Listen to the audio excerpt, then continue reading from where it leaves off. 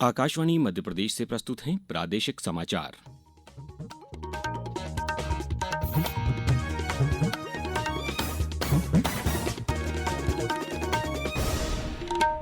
नमस्कार, समाचारों के साथ मैं अभिषेक कटियार।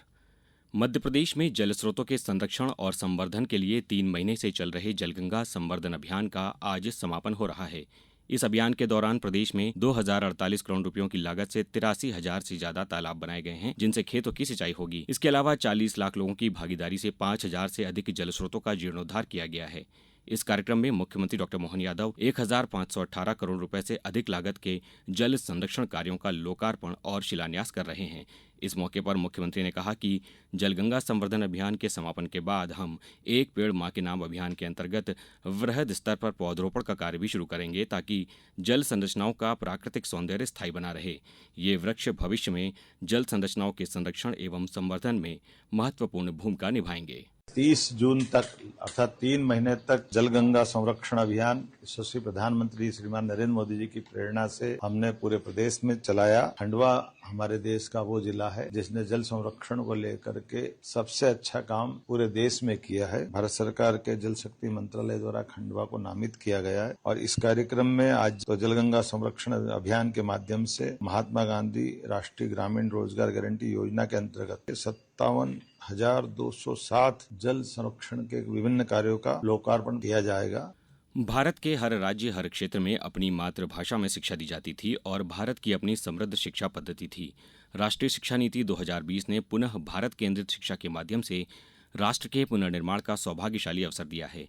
ये बातें राज्य के उच्च शिक्षा, तकनीकी शिक्षा एवं आयुष मंत्री इंदर सिंह परमार ने कही हैं। रविंद्र भवन में आयोजित प्रतिभा सम्मान समारोह 2025 में सहभागिता करते हुए श्री परमार ने कहा कि हमें भारत के दर्शन को समझना होगा। गर्व के भाव के साथ ही भारतीय दृष्टि से हर क्षेत्र, हर विषय में विद्यमान परंपरागत भारतीय ज्ञान को पुनः विश्व मंच पर स्थापित करना होगा। उन्होंने कहा कि देश की गौरवशाली उपलब्धियों पर जनमानस को गर्व करने की आवश्यकता है। विश्वविद्यालय अनुदान आयोग यूजीसी ने रैगिंग रोकथाम विनियमों का अनुपालन नहीं करने के लिए 4 भारतीय प्रौद्योगिकी संस्थानों आईआईटी, 3 भारतीय प्रबंधन संस्थानों आईआईएम और अलीगढ़ मुस्लिम विश्वविद्यालय समेत देश के 89 संस्थानों को नोटिस जारी किया है। नोटिस के अनुसार इन संस्थानों ने बार बार कहने के बावजूद विद्यार्थियों से लिखित में अनिवार्य रैगिंग रोधी वचनबद्धता और संस्थानों से अनुपालन वचनबद्धता प्रस्तुत नहीं की है। रैगिंग संबंधी यूजीसी विनियम 2009 का अनुपालन सभी उच्च शिक्षण संस्थानों के लिए अनिवार्य है।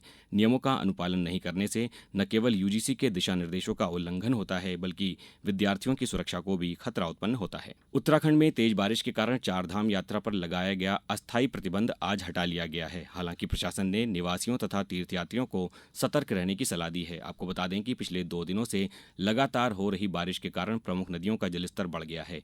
पहाड़ी क्षेत्रों में भूस्खलन के कारण 100 से ज्यादा सड़कें अवरुद्ध हो गई हैं। गंगोत्री और यमुनोत्री राष्ट्रीय राजमार्गों सहित कई स्थानों पर भूस्खलन की सूचना मिली है।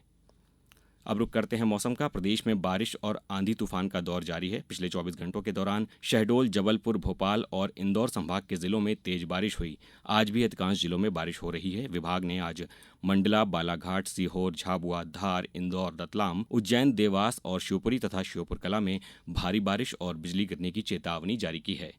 अब कुछ समाचार संक्षेप में। शिवपुरी जिला प्रशासन द्वारा जून, जुलाई तथा अगस्त माह के एकमुश्त राशन का आवंटन समय सीमा में प्रदान करने के निर्देश दिए गए हैं।